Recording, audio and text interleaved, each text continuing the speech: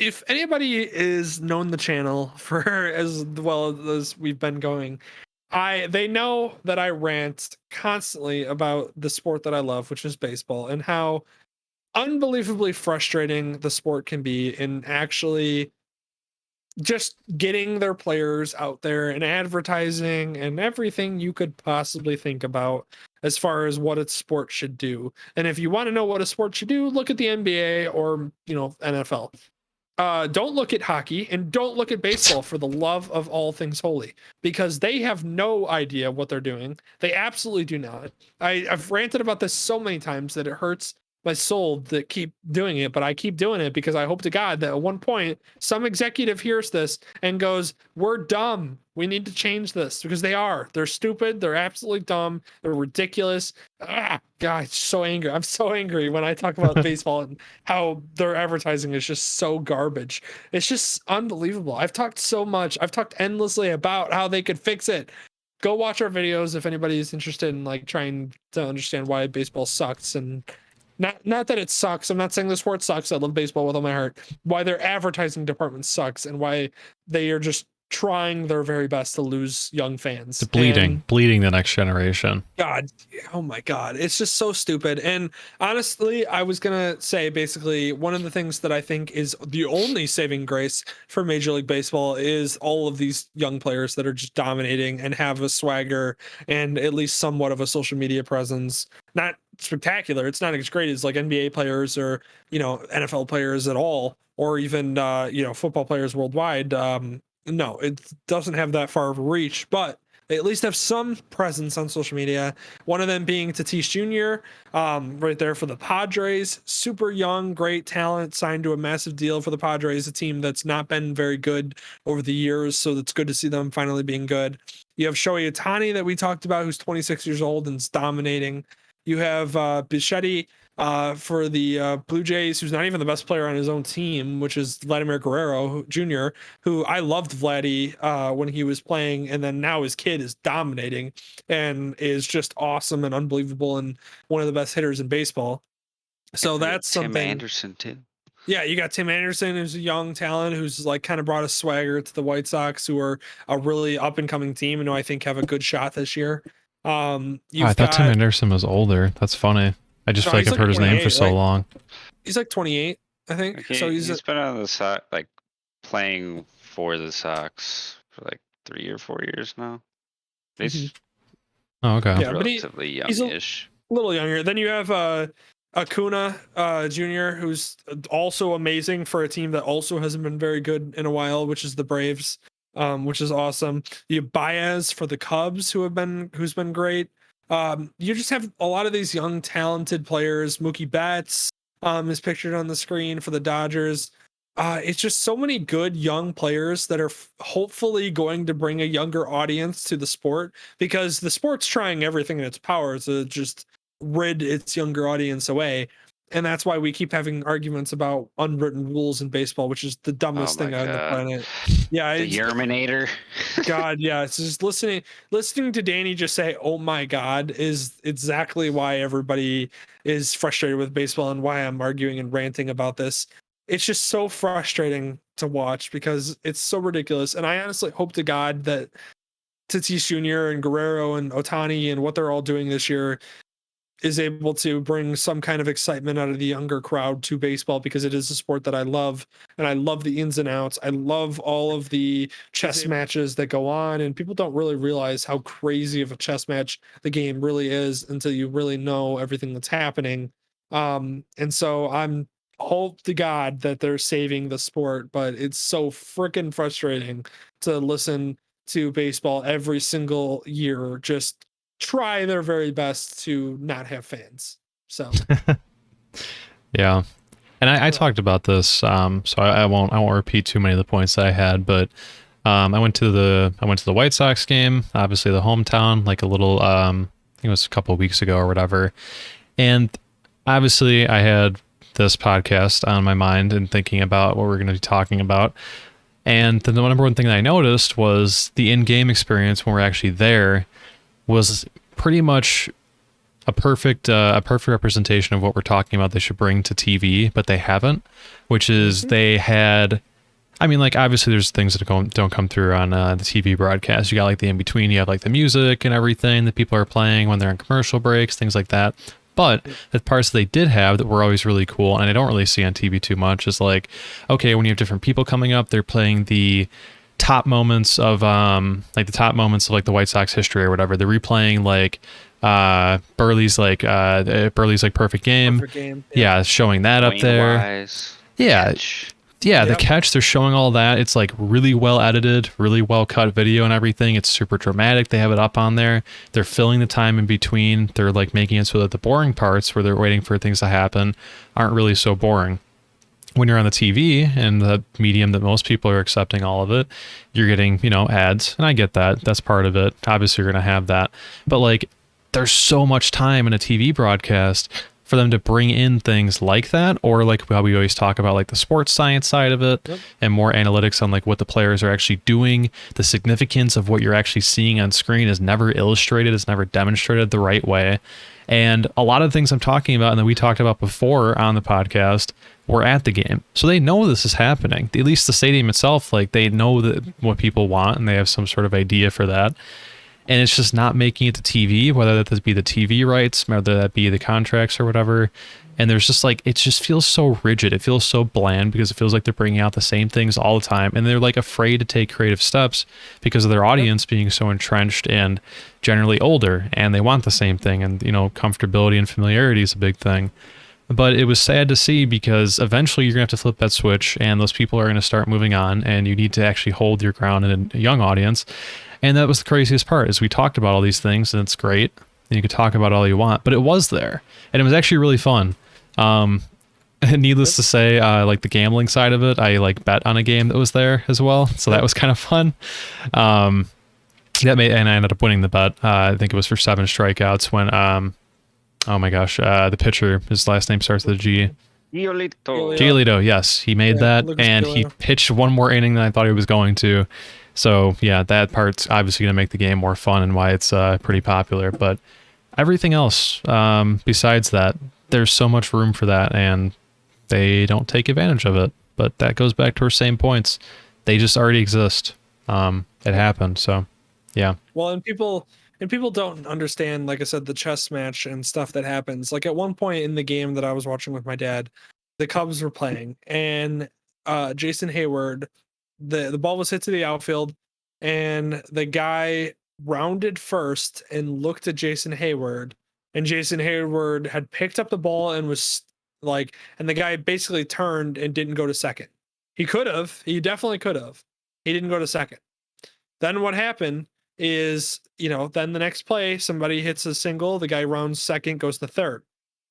Then, then the inning ends up being where they get out of the inning with a man stranded on first and third. And then neither guy scored. The difference that people don't realize, which again, they could show in like sports science type stuff, or just things or little comments or stuff. The reason why that man did not score from third is because the Jason Hayward has an unbelievable arm and could throw it all the way from, wherever it doesn't matter. And the runner didn't want to test it. And that's why he didn't advance to second. If the runner had advanced to second, because the right fielder wasn't as dangerous as the thrower, he would have been home, and that would have been an extra run that would have been against the Cubs on that next single that was hit, because the guy ended up going to third. He would have ended up going home instead. So literally just simply because the guy knew that Jason Hayward was out there in right field and had an arm and wasn't going to test it is the reason why the Cubs got out of the inning without a run scored. That's the type of stuff that happens in baseball that people don't realize. Like, it's just, they don't highlight it. They don't talk about it. They don't really reference it when it happens. And it's things like that that would bring people in that would go, oh yeah, that's pretty crazy. Like, I didn't know Jason Hayward has that kind of arm. And it's like, yeah, he has such an arm that the guy didn't even want to test him because he knew that he was going to lose. Like, that's the type of stuff that you need to talk about and bring in a more hype to the game. So Yeah. Sorry, that was just another rant, little bit of mini rant about this, because it's just frustrating and it happens in every every like time that a topic pops up, you know, I just go, wonder why this isn't getting talked about enough. And it's like, yeah, well, that's why. Yeah. Oh, So, definitely. Yeah. yeah. See, yeah. This is what I'm talking about is the simple fact, like they could show a previous throw by Jason Hayward where he gunned a guy down from right field to second base and then be like, yeah, this is why that guy's not testing him. And then you'd be like, wow, that's pretty cool. And then be like, yeah, thank God Jason Hayward is out there because he saved the guy from running to second. And otherwise, you would have scored on that hit.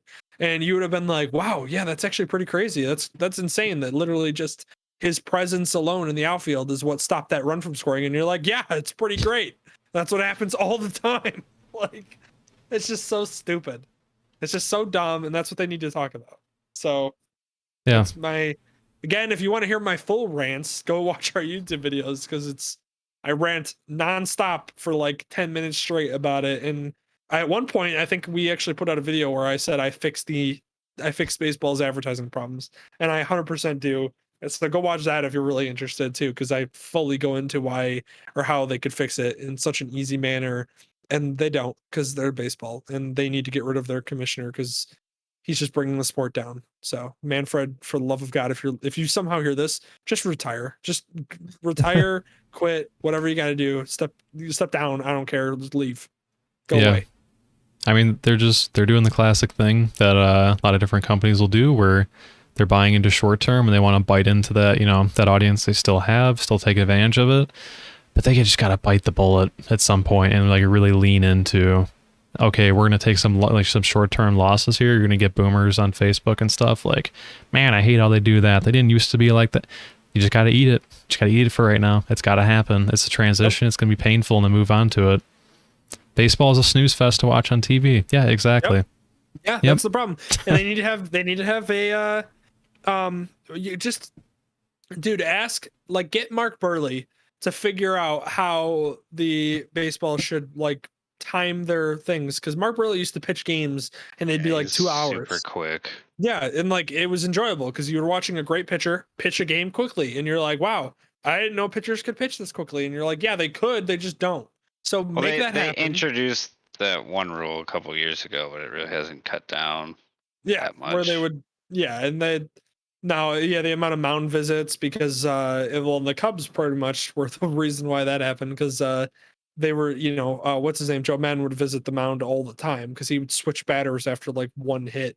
The guy, like, he'd bring in a pitcher to pitch against one hitter because he was good against lefties or he was good against this situation, and then the hitter would he would strike him out and then he'd change pitchers for the next hitter. Like, he was that kind of crazy about it. So they actually stopped the amount of mound visits that you can take to like go to talk to the pitcher. But they need to put a pitch count on. They need to stop this whole thing where pitchers spend, a full minute trying to figure out what they're going to throw. And then a batter has to call time. And then we all sit there and go, oh, here we go. We got to wait. So get rid of that. Bring some sports science into the game live when it's happening. So that way, in that downtime, because it's football literally happens for 8 seconds. And then there's like a minute in between each play. That minute that happens in between each play, there's highlights, there's references to players, there's stats thrown on the screens, there's all kinds of, there's sports science type stuff. Throw that stuff in there, put that on in between pitches and stuff. We don't need to sit there and stare at a guy, think about what he's going to throw for 2 minutes and then decide, and then the batter go time and then fix his gloves and we all go, all right, well, this at bat's going to take 10 minutes because we can't get through it. Like, it's just, and then he throws over to first, and then you're like, all right, let's reset again. Like, it's just, for the love of God, just change it up. Do something different than just straight. Yeah, it's funny you say that, actually. I don't remember the last time I saw that, that overhead view or whatever, like just basically drawing on the screen or whatever for baseball. Like if you're looking out in the outfield, like, oh, okay, like here, circling him here. Okay, like you can see he's in position, he's ready. They don't want to hit to his area. They don't want to be in his area. They know he has the arm. I don't remember the last time I've seen that. I see that in football literally every play. Yeah, they will talk about why a quarterback is not throwing to that side of the field because of a certain corner. They highlight that. They don't talk about that in baseball. Like I said, I literally looked over at my dad and was like, yeah, Jason Hayward has an arm, and that's why they're not testing him right there. And he literally saved a run. And that's like, that's what we're talking about. That's the type of crap that people need to see. Like, it's just, oh, it's just so frustrating. Yeah, do something. Change it up. Change the angles, for the love of God. Like I said, football literally happens in an 8-second period, and then there's a minute of downtime in between a play. How is it still that football is way more exciting than baseball, despite that happening? I have the answer. Oh, The White boy. Sox did it a couple years ago, and they just need to continuously do it. Just have Bill Walton announce the game for absolutely no reason. Bill Oh, Walton was God. definitely high as can be and was announcing the White Sox game for some reason. And it was entertaining, to say the least. Dude, I gotta tell you, on that same vibe, so we all know who Harry Carey is in Chicago. We all have heard Harry Carey before. Have you ever heard an actual game called by Harry Carey, like a casual game? No. Oh my dude. I I was watching this game with my dad because it was on late, and it was oh god, it was like one of those like classic games where Harry Carey was this dude. I'm sixth inning. It was probably the sixth inning. The guy was like, or Harry Carey literally was like, man, that guy's a great hit. He's from like Mexico, and he's like, and then his partner's like, actually, he's from Spain. Yeah, that's what I meant. Like, it's just like way more. I'm like, dude, I want to have a Old drink with ass this. dude just like yelling some things out. He was like inning 8. He was like plastered. This dude's hammered back there Just- trying to announce. Just makes me think of the SpongeBob thing again. It's like, I saw you on TV last night. Bye, bran flakes. Honestly, it was just so. It was great. I was like, man, I see why Harry Carey's a legend, because this man is literally hammered, and it's like the 8th inning, and like it's like Just this spewing dude, nonsense. it's just so great. Just be, he would just say stuff. He'd be like, Sammy, holy cow. And you're like, this man is he's just so entertained, and he's so drunk. It's so great. And like, it's just, oh man. And then at like one point, the camera flashes to like a pretty good looking chick in the audience. And he's just like, you had a great fan out in the audience there. Wow. And you're just like, Harry is 100% pointing out that chick in the crowd. Oh my god, it was so great. I was like, man, I could see why Harry Carey was a legend, because this dude makes me want to drink with him watching the game. Like, oh, man, it's just baseball. Fix your crap. I don't know what to tell you, man. Just literally get me in the freaking front office. I can literally fix baseball's advertising in such a quick, like 15-minute pitch, but it's never gonna happen because baseball's stupid and dumb, and Yep. here we are.